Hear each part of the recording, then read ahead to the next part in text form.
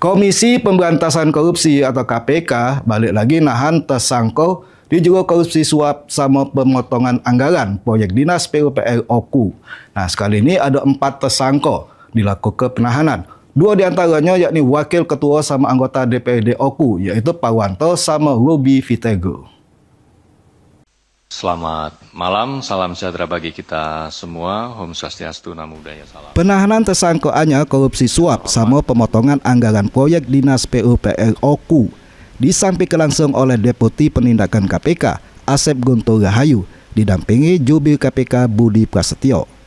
Di mana ada 4 tersangkaannya di juru kasus ini, yaitu Ahmad Toha sama Mendra selaku pengusaha. Terus ada 2 lagi anggota DPRD Oku, yakni Parwanto selaku Wakil Ketua DPRD Oku, sama Robi Vitego, anggota DPRD Oku, yang mana keduanya menjabat DPRD Oku periode 2004-2029.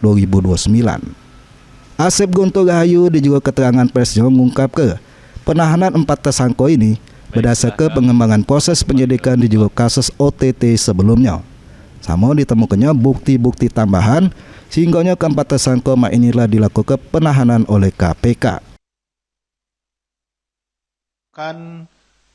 Bukti-bukti tambahan sehingga kecukupan alat bukti terpenuhi, dan pada malam ini penyidik kembali melakukan upaya paksa penahanan terhadap yang bersangkutan.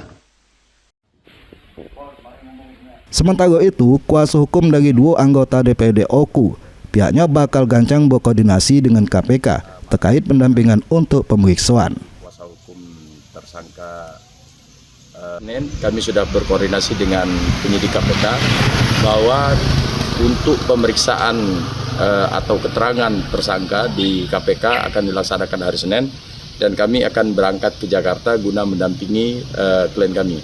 Karena hak hukum, salah satu hak hukum daripada tersangka adalah didampingi oleh penasihat hukum pada saat pemeriksaan selaku tersangka. Menurut rencana disampaikan oleh Sapiadi, kedua kliennya itu bakal diperiksa hari Senin age di Gedung Merah Putih KPK. Tim Liputan PAL TV.